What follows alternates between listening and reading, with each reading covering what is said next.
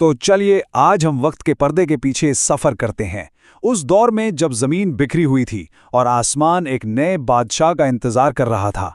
ये कहानी उस शख्स की है जिसकी तलवार ने, आप कह सकते हैं, दुनिया का नक्शा हमेशा के लिए बदल दिया। ये दास्तान है चंगेज खान की।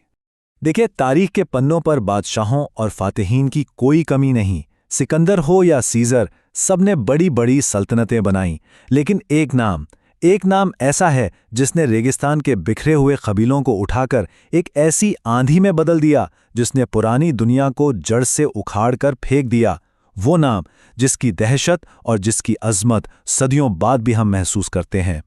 मगर हर तूफान की शुरुआत, आप जानते हैं, सुकून से ही होती है। इस अजीम फनकार की पैदाइश चंगेज खान के नाम से नहीं हुई थी। उस वक्त वो सिर्फ एक लड़का था जिसके हाथ की लकीरों में एक सरदार का खून जरूर था, लेकिन मुट्ठी में एक तिनका भी नहीं था। उसका नाम था तेमुजिन। सिर्फ 9 साल की उम्र में तेमुजिन की दुनिया बिखर गई। उसके बाप को दुश्मनों ने जहर दे दिया और उसके अपनों ने, उसके अपने ही कबीले ने उसे और उसके खानदान को मौत के सहरा में बिल्कुल तन्हा छोड़ दिया।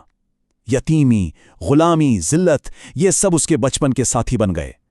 लेकिन कहते हैं ना, लोहे को आग ही फौलाद बनाती है। हर जख्म ने उसके अंदर की आग को बुझाने के बजाय और भड़का दिया। और फिर एक रात उसने गुलामी की जंजीरें तोड़कर अपनी किस्मत को अपने हाथों में ले लिया। और यही वो पल था जिसने तेमुजिन को चंगेज खान बनने की राह पर डाला। ये जो आजमाइशें थीं, ये उसकी कमजोरी नहीं बल्कि उसकी सबसे बड़ी ताकत बन गईं। सहरा ने उसे सब्र सिखाया, दुश्मनों ने उसे होशियारी सिखाई और गुलामी ने उसे आज़ादी की ऐसी कीमत समझाई जो वो फिर कभी नहीं भूला। अब तेमुजिन का मकसद सिर्फ जिंदा रहना नहीं था, बिल्कुल नहीं। आज़ाद होने के बाद उसने एक ख्वाब देखा, एक बहुत बड़ा ख्वाब। बिखरे हुए, आपस में खून बहाते मंगोल कबाइल को एक मुट्ठी में बंद करने का ख्वाब। एक परचम, एक कौम। इस सफर में उसके साथ उसका सगा भाई तो नहीं, लेकिन खून के रिश्ते से भी कहीं बढ़कर उसका अंडा भाई जमुखा था। लेकिन उनकी दोस्ती में ही उनकी दुश्मनी की बुनियाद भी छुपी थी। जमुखा का कहना था कि हुक्मरानी सिर्फ ऊंचे खून और नस्ल का हक है, लेकिन तेमुजिन का फलसफा वो इनकिलाबी था। उसने कहा, हुक्मरान खून से नहीं, काबिलियत से बनता है। और यही वो आवाज थी जिस पर पूरी मंगोल कौम ने लब्बैक कहा। और फिर वो साल आया 1206। मंगोल रेगिस्तान में एक अजीम कुरलताई यानी सरदारों की एक बहुत बड़ी मजलिस जमा हुई। हजारों कबाइलों ने एक आवाज में तेमुजिन को अपना एक लौता बादशाह माना और उसे वो लक़ब दिया जो तारीख में अमर हो गया, चंगेज खान, यानी समंदरों का हुक्मरान। और बस इस लक़ब के साथ ही उस मंगोल आंधी ने जन्म लिया जिसे रोकना किसी के बस में नहीं था। चंगेज खान ने जंग के कवानीन नहीं बदले, उसने तो जंग का मैदान ही बदल दिया। अब मकसद सिर्फ फतह नहीं था, मकसद पूरी दुनिया थी। तो उसकी फतह का राज क्या था? इसके पीछे 4 बुनियादी सुतून खड़े थे। पहला, उसके सिपाही, जो कहते हैं घोड़े की पीठ पर ही पैदा होते थे और तीर उनके जिस्म का हिस्सा था। दूसरा, जासूसी, वो हमला करने से पहले दुश्मन की हर कमजोरी जान लेता था।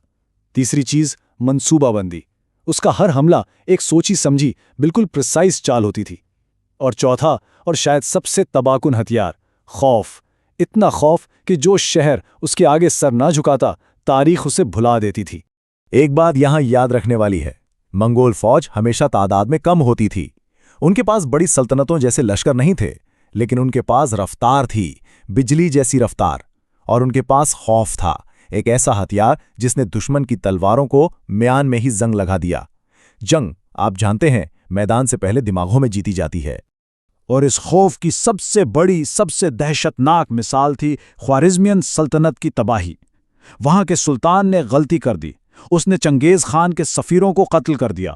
ये सिर्फ बेहुरमती नहीं थी, ये तूफान को दावत देना था। फिर जो इंतकाम की आग भड़की, उसने समरकंद और बुखारा जैसे इल्म व अदब के शहरों को राख बना दिया। ये कोई मंगोल सैलाब नहीं था, ये क़यामत थी जिसे कोई रोक नहीं सकता था। लेकिन क्या चंगेज खान की पहचान सिर्फ खून और आग है? क्या वो सिर्फ एक जालिम फातेह था? यहां पर कहानी एक नया मोड़ लेती है। तारीख के इस शोर में उसकी दास्तान का एक और पहलू भी है, एक ऐसा पहलू जो उसे फातेह से बढ़कर एक मेमार बनाता है। वो एक बेहतरीन इंतजामकार और कानून साज भी था। اس نے اپنی اتنی بڑی سلطنت کو ایک قانون دیا، ایک مضبوط ناقابل تسخیر قانون جسے یاسا کہتے ہیں۔